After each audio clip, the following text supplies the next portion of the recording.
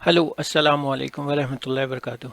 आज हम एक नया टॉपिक शुरू करेंगे that is what we call basic electronics. Okay, ये आपके कोर्स का हिस्सा है for grade 10 students. Okay, so it's like very fundamental और बेसिक है। तो चलें अब हम स्टार्ट करते हैं।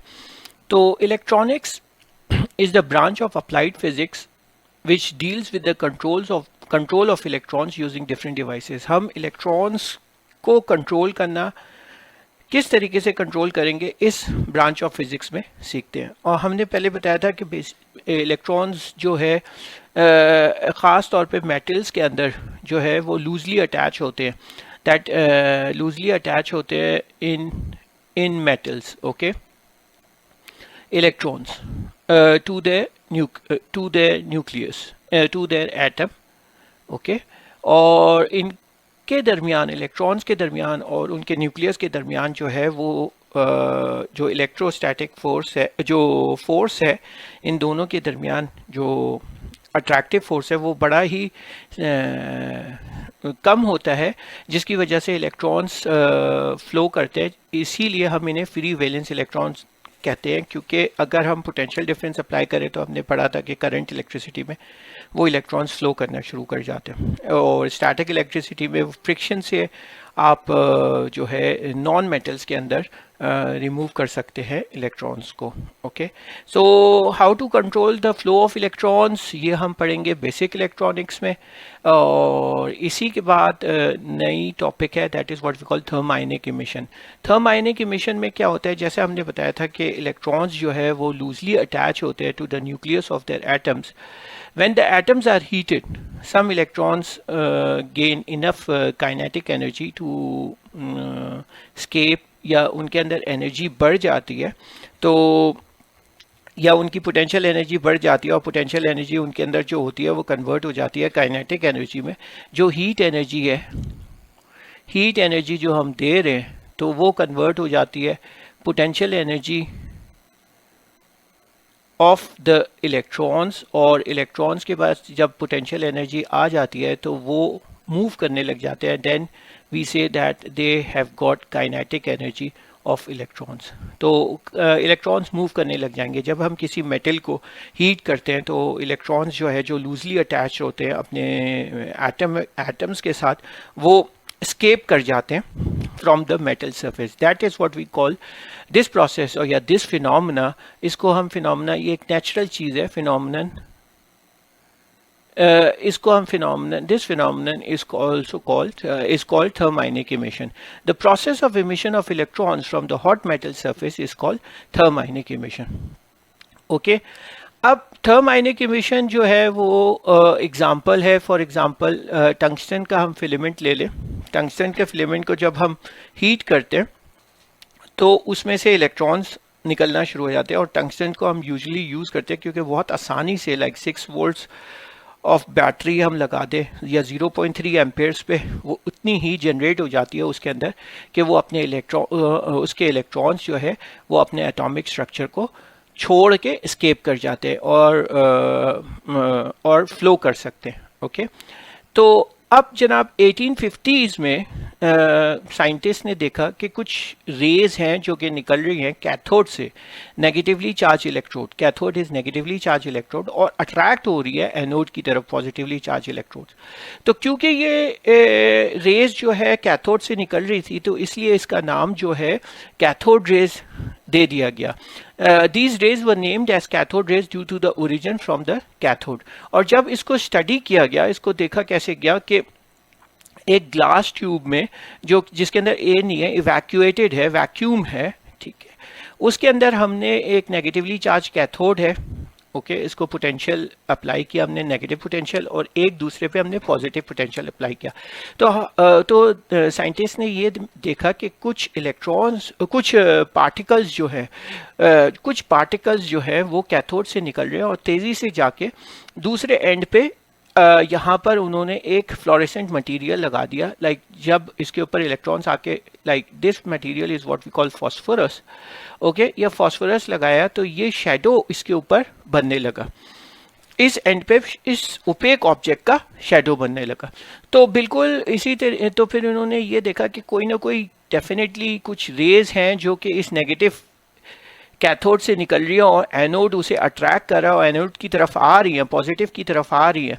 और क्योंकि वो ट्रैवल कर रही थी पॉजिटिव की तरफ ट्रैवल कर रही थी, वो ट्रैवल करते हुए उनकी जो बीम है वो डायरेक्टली जाके इस फॉस्फोरस मेटेलिक फॉस्फोरस सरफेस के ऊपर लगी, जिसकी वजह से शेडो फॉर्म हुआ। बिल्कुल जिस तरीके से लाइट है, किसी भी लाइट ओपेक ऑब्जेक्ट को पास करे लाइट को ओपेक ऑब्जेक्ट से तो शेडो फॉर्म हो जाता है। तो this is what is happening out here कि एक शेडो फॉर्म हो गया। तो डेफिनेटली जब शेडो फॉर्म हो रहा है तो कुछ ना कुछ रेज हैं जो कि निकल रही हैं नेगेटिवली चार्ज इलेक्ट्रोड से और पॉजिटिव की तरफ अट्रैक्ट हो रही है। तो ये ऑब्जर्वेशन जे थॉमसन ने observe that these particles cathode raise, अभी तक इस पार्टिकल्स का नाम उसे पता नहीं चला, that these particles cathode rays are deflected by both electric field and magnetic field. ये दोनों इलेक्ट्रिक फील्ड और मैग्नेटिक फील्ड की से डिफ्लेक्ट भी हो रही है और ये नेगेटिव चार्ज कैरी करती है, क्योंकि ये कैथोड से निकली है और एनोड की तरफ यानी पॉजिटिवली चार्ज इलेक्ट्रोड की तरफ मूव कर रही है। तो इसका मतलब है डेफिनेटली वो नेगेटिवली चार्ज है, क्योंकि like charges attract each other. अगर वो अट्रैक्ट नहीं होती तो वो उस डायरेक्शन में एनोड की डायरेक्शन में की तरफ नहीं जाती। तो ये इंडिकेट करता है कि जो कैथोड रेज थी वो नेगेटिवली चार्ज थी। उस वक्त पता चला कि ये रेज जो है नेगेटिवली चार्ज है और ये जो पार्टिकल्स हैं इन्हें इलेक्ट्रॉन्स का नाम दिया गया। These were the sub particles. उस वक्त इलेक्ट्रॉन्स की डिस्कवरी हुई कि these were the sub particles, sub atomic particles which are negatively charge, और फिर उन्हें नाम दिया गया इलेक्ट्रॉन्स का। आई होप से ये समझ में आया होगा, बेसिक्स है बिल्कुल। अब हम इन्वेस्टिगेट कर रहे हैं कि कैथोड रेज की प्रॉपर्टी को। तो बेसिकली हमने क्या किया कि एक वैक्यूम ग्लास चेम्बर बनाया, इवैक्यूएटेड ग्लास चेम्बर। एक जगह पे ये हमने टंगस्टन लगाया, ओके। टंगस्टन इसलिए लगाया है कि वो जल्दी हीट अप हो जाता है और अपने अंदर से इलेक्ट्रॉन्स इमिट कर रहे होते हैं due to thermionic emission. ये इलेक्ट्रॉन्स इसमें निकलेंगे due to thermionic emission, okay. इसे हमने एक 6 वोल्ट्स की बैटरी दी, क्योंकि हमने पढ़ा था कि 6 वोल्ट्स की बैटरी या 0.3 एम्पेयर्स करंट्स अगर इस टंगस्टन के फिलामेंट से गुजरना शुरू कर दे तो इसमें से इलेक्ट्रॉन्स निकलना शुरू हो जाते हैं। जब इलेक्ट्रॉन्स निकले तो फिर हमने एक पॉजिटिवली चार्ज सिलेंडर, ये एक पॉजिटिवली चार्ज सिलेंड्रिकल एनोड है, ओके। इसकी एक एंड पे आपके पास यहाँ पर ओपनिंग है, ओके। इस एंड पे ओपनिंग रखी और इसको हमने पॉजिटिवली चार्ज करने के लिए कई सेवरल थाउजेंड्स बैटरी लगाई, फॉर एग्जांपल 2000 3000 की बैटरी लगाई ताकि ये पॉजिटिवली चार्ज, अच्छा खासा पॉजिटिवली चार्ज हो जाए as compare to this positively charge battery. तो फिर ये क्या करेगा, जब ये ज़्यादा पॉजिटिवली चार्ज होगा तो इलेक्ट्रॉन्स को अट्रैक्ट करेगा अपनी तरफ। तो देखा कि बहुत ज़्यादा एक बीम ऑफ इलेक्ट्रॉन्स प्रोड्यूस हुई है जो तेज़ी से इस एनोड की तरफ आई है और फिर इस होल से होते हुए इस फॉस्फोरस कोटिंग की तरफ पहुंची है। तो यहाँ पर एक ब्राइट सा हमें एक पॉइंट शैडो मिलना शुरू कर, ब्राइट स्पॉट फॉर्म हो जाएगा, एक ब्राइट स्पॉट फॉर्म हो जाएगा इस फॉस्फोरस की कोटिंग के ऊपर, ओके। ब्राइट स्पॉट फॉर्म हो जाएगा। तो अब जनाब जब उन्होंने ये देखा कि ओके ब्राइट स्पॉट, फिर उसको इन्होंने फिर ये देखना था कि इलेक्ट्रिक फील्ड लगाने से इसके ऊपर क्या असर पड़ता है। तो 2 प्लेट्स एक्सटर्नल लगाई इस तरीके से, ओके। 2 प्लेट्स लगाई हॉरिजॉन्टल प्लेट्स, ओके, P1 और P2, एक ऊपर और एक नीचे कैथोड रेज के। और जब एक को पॉजिटिव चार्ज किया, एक को नेगेटिव चार्ज किया, जब ऐसा पॉजिटिव चार्ज और नेगेटिव चार्ज प्लेट्स को लगाया गया अक्रॉस द ये इवैक्यूएटेड ट्यूब, तो हुआ क्या कि बीम ऑफ इलेक्ट्रॉन्स निकलना शुरू हुई कैथोड से एनोड की तरफ। लेकिन जैसे ही इसके इलेक्ट्रिक फील्ड के इन्फ्लुएंस में आई तो ये डिविएट होके फॉस्फोरस के ऊपर जाके स्पॉट ऊपर की तरफ फॉर्म करने लग गया। तो इसका मतलब है स्पॉट इस तरफ फॉर्म हो गया तो इसका मतलब क्या है कि ये अट्रैक्ट हो गई टुवर्ड्स द पॉजिटिव प्लेट।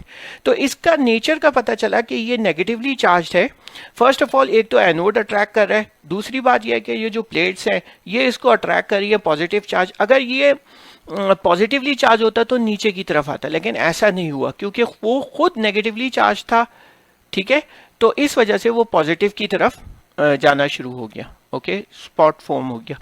ये जो फोर्स है इसको निकालने का formula F is equal to E into Q है, लेकिन ये अभी तो नहीं, बाद में हम इसके बारे में पढ़ेंगे। ये बराबर है इलेक्ट्रिक फील्ड जो अप्लाई की है इनटू चार्ज क्यू, ओके। अच्छा, अब जनाब ये क्यू जो है वो इलेक्ट्रॉन्स के ऊपर जो चार्ज होता है 1.6 इंटू 10⁻⁻19 कूलम्स, ओके। ये just for your memorisation. Next हम ये देखेंगे कि जब मैग्नेटिक फील्ड अप्लाई की तो क्या मैग्नेटिक फील्ड का इन्फ्लुएंस होता है इस कैथोड रेज के ऊपर। जब मैग्नेटिक फील्ड इस तरीके से एक हॉर्स शू मैग्नेट रखा गया अक्रॉस द ग्लास ट्यूब, तो फिर ये देखा गया कि ये जो कैथोड से निकलने वाली जो रेज थी, कैथोड रेज, जो कि अब हमें पता चल गया कि इलेक्ट्रॉन्स हैं, वो नीचे की तरफ जाना शुरू हो गया, उनके ऊपर फोर्स हुआ और वो नीचे की तरफ जाना शुरू हो गए। ये देखिए, ये एनोड है, पॉजिटिवली चार्ज, पॉजिटिव पोटेंशियल पे इसको बैटरी के लगाया, ये नेगेटिव पोटेंशियल पे है, और एक हॉर्स-शू मैग्नेट को रखा।